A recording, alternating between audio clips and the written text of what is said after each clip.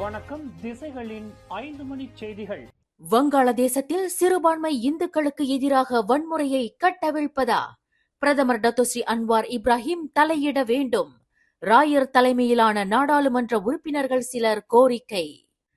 வங்காளதேசத்தில் சிறுபான்மை இனத்தவர்களான இந்துக்களுக்கு எதிராக கட்டவிழ்க்கப்பட்டுள்ள வன்முறையை கண்டித்து பிரதமர் டத்தோஸ்ரீ அன்வார் இப்ராஹிம் குரல் எழுப்ப வேண்டும் என்பதுடன் இவ்விவகாரத்தில் பிரதமர் உடனடியாக தலையிட வேண்டும் என்று ஜெலுத்தோங் நாடாளுமன்ற உறுப்பினர் RSN ராயர் தலைமையில் இந்து எம்பிக்கள் சிலர் இன்று கோரிக்கை விடுத்துள்ளனர்.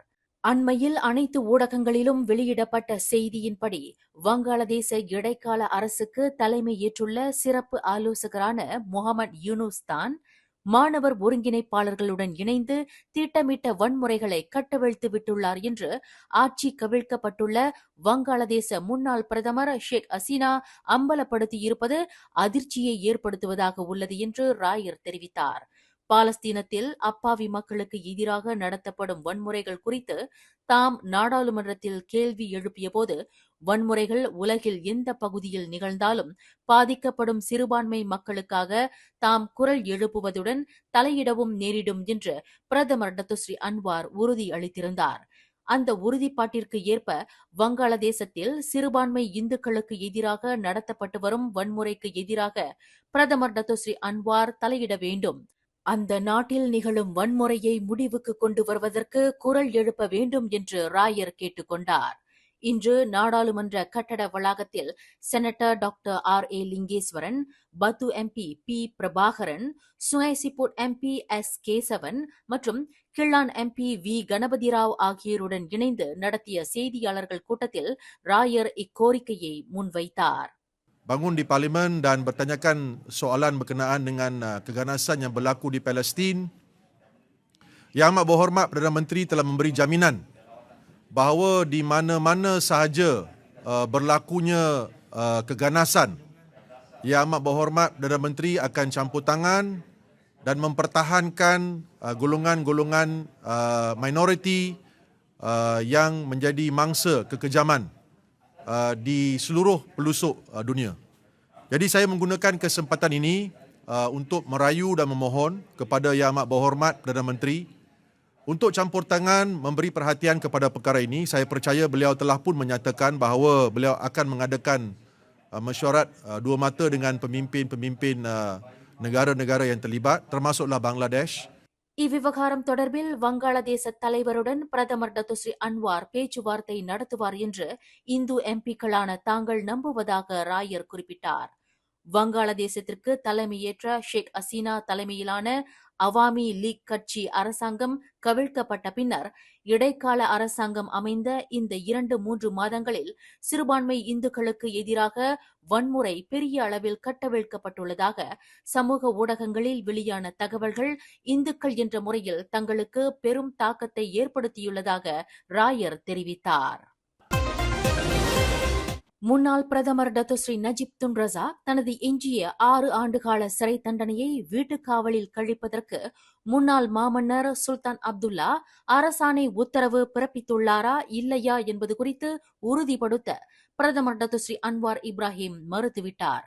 இது சட்டத்தை மீறிய செயல் என்பதால் அதனை தம்மால் உறுதிப்படுத்த இயலாது என்று டத்தோஸ்ரீ அன்வார் குறிப்பிட்டார். ஆனால் இந்த அரசாணை உத்தரவு குறித்து தொடர்ந்து வலியுறுத்தப்பட்டு வருவதால் தற்போதைய மாமன்னர் சுல்தான் இப்ராஹிம் இதுகுறித்து பரிசீலிக்கலாம் என்று பிரதமர் தெரிவித்தார். இன்று நாடாளுமன்றத்தில் பெக்கான் MP ஷேக் முகமது புசி ஷேக் அலி எழுப்பிய கேள்வி ஒன்றுக்கு பதில் அளிக்கையில் பிரதமர் மேற்கண்டவாறு கூறினார். நஜீப் சம்பந்தப்பட்ட இந்த அரசாணை உத்தரவு மீதான சர்ச்சை தொடர்ந்து நீடித்து வருவதால் இதனை ஒரு முடிவுக்கு கொண்டு வருவதற்கு அந்த அரசாணை தொடர்பில் மேன்மை தங்கிய பஹாங் சுல்தானை சந்திப்பதற்கு பிரதமர் திட்டம் கொண்டுள்ளாரா என்று அந்த பெக்கான் MP எழுப்பிய கேள்விக்கு டத்தோஸ்ரீ அன்வார் மேற்கண்டவாறு பதிலளித்தார். தாம் எதிர்கொண்டுள்ள கணைய புற்றுநோய் தொடர்பில் நிபுணத்துவ மருத்துவ ஆலோசனை பெறுவதற்கும் இங்கிலாந்தில் உள்ள தனது பேரப்பிள்ளையை பார்ப்பதற்கும் வெளிநாடு செல்ல கடப்பிதழ் கேட்டு முன்னாள் பிரதமர் தான் ஸ்ரீ முஹிதீன் யாசின் செய்து கொண்ட விண்ணப்பத்திற்கு கோலாலம்பூர் செஷன்ஸ் நீதிமன்றம் இன்று அனுமதி வழங்கியது. இன்று செவ்வாய்க்கிழமை தொடங்கி வரும் ஜனவரி 14ஆம் தேதி வரை கடப்பிதழை கொண்டிருப்பதற்கு பரிகாத்தா நேஷனல் தலைவர் முஹிதீன் செய்து கொண்ட விண்ணப்பத்திற்கு நீதிபதி அசூரா அல்வி அனுமதி அளித்தார். 77 வயதான முஹிதீன் சிறந்த மருத்துவ வசதியை பெறுவதற்கு வெளிநாடு செல்ல விண்ணப்பிக்கும் உரிமையை கொண்டுள்ளார் என்றும் அவர் தனக்கு எதிரான கிரிமினல் வழக்கில் இருந்து தப்பி ஓடிவிடுவார் என்பதற்கு எந்தவொரு ஆதாரமும் இல்லை என்று நீதிபதி அசூரா அல்வி குறிப்பிட்டார். தாம் பிரதமராக இருந்த காலத்தில் பதவியை தவறாக பயன்படுத்தியது மற்றும் சட்டவிரோத பணமாற்றம் உட்பட 4 குற்றச்சாட்டுகளை முஹிதீன் செஷன்ஸ் நீதிமன்றத்தில் எதிர்நோக்கியுள்ளார். இன மற்றும் சமய விவகாரங்களை எழுப்பும் சர்ச்சைக்குரிய சமய போதகர்கள் சம்பந்தப்பட்ட பிரச்சினைகளுக்கு தேசிய ஒற்றுமைத்துறை அமைச்சு மத்தியஸ்தம் மட்டுமே செய்து வைக்க இயலும் என்று தேசிய ஒற்றுமைத்துறை துணை அமைச்சர் சரஸ்வதி கந்தசாமி மேலவையில் தெரிவித்தார். அதேவேளையில் சர்ச்சைக்குரிய விவகாரங்களை எழுப்பும் இத்தகைய சமய போதகர்களுக்கு எதிராக நடவடிக்கை எடுப்பதற்கு தேசிய ஒற்றுமைத்துறை அமைச்சுக்கு அதிகாரம் இல்லை என்பதை துணை அமைச்சர் சரஸ்வதி கந்தசாமி ஒப்புக்கொண்டார். சர்ச்சைக்கு இடமான கருத்துக்களை சமய போதகர்கள் எழுப்பும் போது அமைச்சு அளவில் அவர்களுடன் கலந்துரையாடல் நடத்துவதற்கு அவர்களை அழைக்கிறோம்.